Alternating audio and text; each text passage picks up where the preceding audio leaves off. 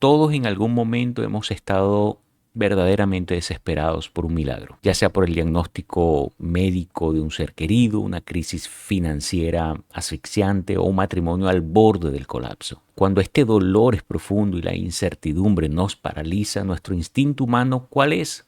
Clamar por una solución inmediata. Queremos que el sufrimiento se detenga y queremos que se detenga ya. Y si de repente aparece una solución sobrenatural, una respuesta que parece caída del cielo y que resuelve nuestro problema, nuestra reacción natural, ¿cuál es? Abrazarla sin hacer preguntas. Pero ¿qué pasaría si ese milagro cumplido no es exactamente lo que necesitas o lo suficientemente bueno? ¿Qué pasaría si la fuente de ese poder sobrenatural no fuera Dios? Esta es una pregunta inquietante, pero que tenemos que hacerla y es vital enfrentarla. Nuestra cultura moderna, incluso en el mismo cristianismo popular, nos dice constantemente que sí puede funcionar, que sí es bueno, que si sana o te prospera, indudablemente viene de Dios, etcétera. Tendemos a medir la autenticidad de lo sobrenatural basándonos únicamente en el beneficio temporal que nos aporta. Sin embargo, la Biblia, nuestra única y suprema autoridad,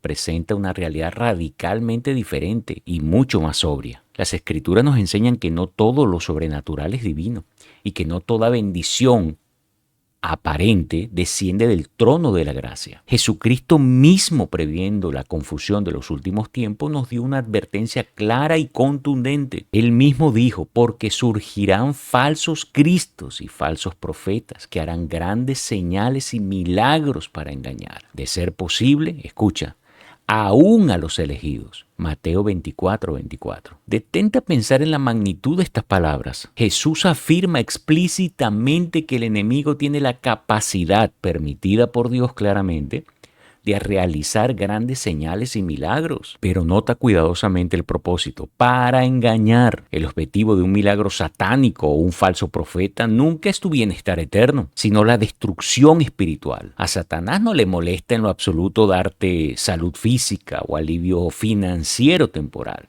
si a cambio de eso logra robar tu alma y desviar tu mirada del Dios verdadero. El apóstol Pablo profundiza en esta misma verdad cuando advierte a la iglesia sobre la manifestación del espíritu del anticristo. Él escribe: el malvado vendrá por obra de Satanás con toda clase de milagros y prodigios falsos. Esto está en 2 de Tesalonicenses 2:9. Aquí la Biblia va un paso más allá y nos da una clave teológica fundamental. Estos milagros son descritos como falsos, no necesariamente porque sean trucos de magia o simple ilusión óptica. Son falsos porque su origen es corrupto y su propósito final es una mentira monumental. El propósito de los milagros del enemigo es robar la gloria que solo le pertenece a Dios y ponerla sobre un hombre, una institución o un ídolo, en lugar de confiar en el carácter de Dios revelado en su palabra. Ya desde el Antiguo Testamento Dios había preparado a su pueblo para enfrentar este gran dilema. En Deuteronomio capítulo 13, el Señor ya había advertido sobre esto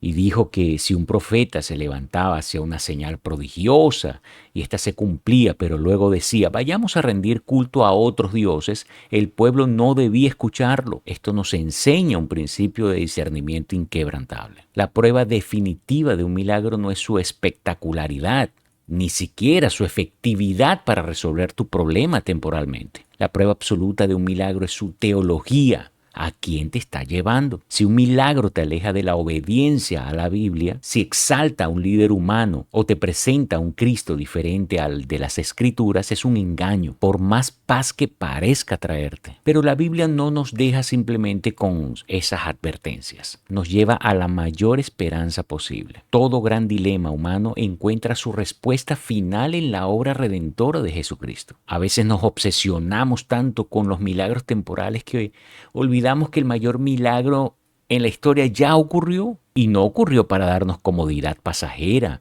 sino para darnos vida eterna. Fue en la cruz del Calvario y en la tumba vacía donde Dios realizó el milagro definitivo. Allí Jesucristo no solo sanó una enfermedad física, sino que resolvió nuestro problema más profundo y eterno, nuestra separación de Dios a causa del pecado. El Evangelio nos enseña que el mayor regalo que Dios puede darnos no es una sanidad milagrosa en esta tierra, sino el perdón de nuestros pecados y la justificación delante de Él. Satanás puede imitar el poder, puede imitar señales y prodigios, pero jamás podrá imitar el amor sacrificial, santo y puro de Cristo en la cruz. Entonces, ¿cómo deberíamos vivir frente a esta profunda realidad bíblica? Primero debemos cultivar un discernimiento implacable basado en la palabra de Dios. Si una enseñanza, un movimiento sobrenatural o un milagro no glorifica exclusivamente a Jesucristo y no se somete a las escrituras, recházalo por completo. Incluso si parece cubrir tus necesidades más urgentes en ese momento. Tu alma es demasiado valiosa para ser intercambiada por un alivio temporal. Segundo, esta verdad nos llama a descansar por completo en la soberanía y la providencia de un Dios que nos ama. Si hoy estás clamando por un milagro y Dios en su infinita sabiduría decide no concederlo de la manera que esperas, no significa que te haya abandonado, significa que Él tiene un propósito